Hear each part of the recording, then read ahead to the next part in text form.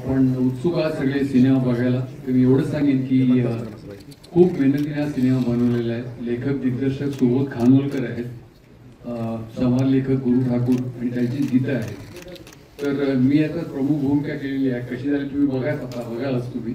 पण हे खूप मेहनत आम्ही केली, पण त्या सिनेमाला इतकं यश मिळेल असं आम्हाला खरंच वाटलं नव्हतं. आता प्रचंड तुडुंब हाऊसफुल गर्दीत 6वा दिवस आजचा अजूनही गर्दी ओसरत नाही, अशीच वाढत चालली. तर तुम्हाला कसं वाटतं तुम्ही बघा. आणि या सिनेमाबद्दल बोलायला मी सुबोध खानोलकर याला सांगतो, इज द राईट पर्सन. मी माननीय मुख्यमंत्री साहेबांचे आणि साहेबांचे आभार मानतो की आज आमच्या दशावतारच्या या अख्ख्या संघाला त्यांनी इथे आमंत्रित केलं आणि आपल्या गोव्याच्या भूमीमध्ये दशावतारच्या प्रयोग इथे रंगणार आहे. तर त्याबद्दल त्यांचे खूप खूप आभार सगळ्यात आधी. कारण की महाराष्ट्रासारखीच गोवा ही कलेची भूमी आहे आणि मराठी भाषेला आणि आमच्या चित्रपटांना इकडे जो राजाश्रय आणि लोकाश्रय दोन्ही मिळाला आहे त्याबद्दल मला त्यांचे खूप खूप आभार मानायचे वाटतात.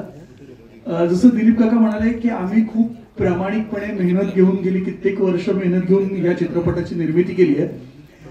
आणि हा चित्रपट घडत असताना आपल्या मातीतली संस्कृती दाखवणं, आपली रूढी परंपरा लोककला यांना जगासमोर आणण्याचा एक मार्ग मिळणं ही या कथेच्या रूपात आम्हाला एक संधी मिळाली, ती आम्ही पार पाडण्याचा प्रयत्न केलाय.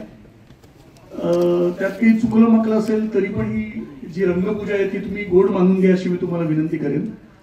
सर्वांना या निमित्ताने या चित्रपटाच्या सुरुवातीला शुभेच्छा देतो आणि अभिनंदनही करतो की पारंपरिक संस्कृतीचे जतन करूया असं आम्ही भाषणात म्हणतो. पण तो वारसा पुढे नेण्यासाठी लोकांपर्यंत पोहोचण्याचं जर साधन जर कुठलं जर असेल तर तो सिनेमा आहे. आणि सिनेमा या सिनेमाच्या या माध्यमाद्वारे आमच्या कोकणातला इतिहास ज्याला आपण दशावतार म्हणतो, मग खूप लोक आहेत त्यामध्ये ज्यांनी या दशावतारच्या या नाट्य परंपरेतला एक वेगळं स्वरूप दिलं, एक वेगळा आयाम दिला आणि शतके हा प्रयोग चालू आहे. त्याला एक उजाळा देण्याचा प्रयत्न केला. त्याबद्दल तुमचं कौतुक, तुमचं अभिनंदन. आणि या चित्रपटासाठी मी श्रीचरणी प्रार्थना करतोय की ब्लॉकबस्टर सिनेमा हा होऊ दे आणि दशावतार म्हणजे ज्यामध्ये पहिलं नाव यायचं आहे तर दशावतार हा चित्रपट सृष्टीतील मैलाचा दगड ठरू दे असं मी प्रार्थना करतोय. आणि सगळ्यांना इथं बसलेल्यांना विनंती करतोय आणि या माध्यमाद्वारे इलेक्ट्रॉनिक मीडियाच्या जे कोण आता बघणार त्यांना पण आवर्जून मी विनंती करतोय की चित्रपट जगतोय जर तुम्ही चित्रपट बघितला तर, नाहीतर मग कलाकारांना पण कोण म्हणजे त्यांनी केलेल्या कामाचं श्रेयावर मेहनत मिळत नाही. म्हणून तुम्ही हा आवर्जून चित्रपट बघा, तिकीट काढून चित्रपट बघा, ज्यामुळे निर्मात्यांना पण प्रोत्साहन मिळेल. नाहीतर मग निर्माते पण पुढे येणार नाही, कारण मला ही वस्तुस्थिती माहीत आहे. आणि त्यासाठी या सगळ्या कलाकाराचे कौतुक करतानाच मी परत एकदा सुगंधा लोणीकर आणि सुबोध खानविलकर यांना मी या प्रसंगी आम्हा सगळ्यांना या प्रीमियरला निमंत्रित करताना सुद्धा सनातन संस्कृतीचा प्रसार आणि जे काही पारंपरिकता पुढे नेण्यासाठी आम्हाला आमंत्रित केल्याबद्दल धन्यवाद करतो. तर ह्या प्रीमियर फिल्मच्या या कार्यक्रमाला व्यासपीठावर उपस्थित आहेत खास करून श्री दिलीप प्रभावळकर सर ह्या कार्यक्रमाला उपस्थित आहेत. नागुनाईक सुभाष फळदेसाई, बाकी संकल्प दाजी साळकर आणि या दशावतार फिल्ममधले सगळे क्रू. सर्वात अगोदर मी गोवंदकयाच्या वतीने, गोवा सरकारच्या वतीने, गोव्याच्या लोकांच्या वतीने आपल्याला खूप खूप शुभेच्छा देतो.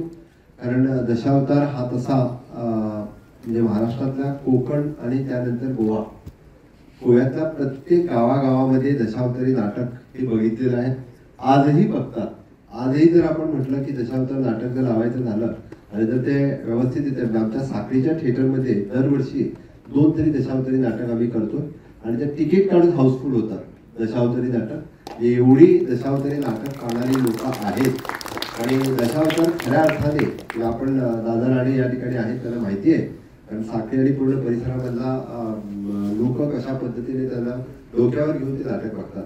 आज थोडंसं बाकी ठिकाणी जरी कमी झालं असेल पण दशावतारी नाटकातल्या सगळ्या कलाकारांना सातत्याने लोकांनी प्रोत्साहन दिलेलं आहे.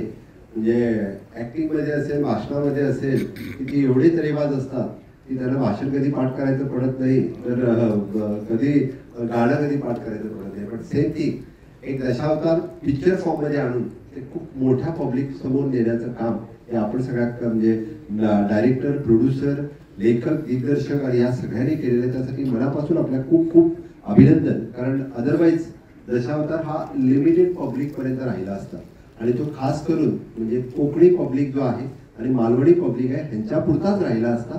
पण तो आज आपण जसं म्हणतोय की जगभर ज्या ठिकाणी मालवणी कोकणी लोक राहतात हे नाटक बघायला तर नक्कीच आवडेल. कारण विशेष करून म्हणजे कोकण आणि गोवा आणि विशेष आपल्या कोस्टल भागामध्ये राहणारा कारवार या भागामध्ये राहणारी ही लोक दशावतार हे नाटक बघतात.